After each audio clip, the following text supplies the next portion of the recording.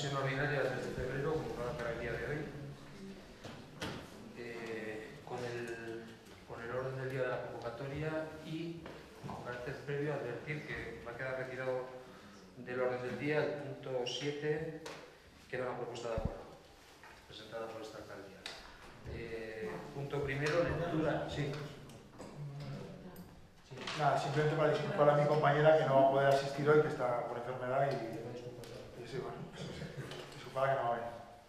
Bien, pues como dice el portavoz del Partido Socialista, excusar la asistencia de la corporativa Ercuden por motivos de salud. Punto primero, lectura y aprobación del acta de la sesión anterior. ¿Existe alguna modificación, observación, corrección a la misma? Pues la damos por aprobada con el consentimiento de todos los presentes.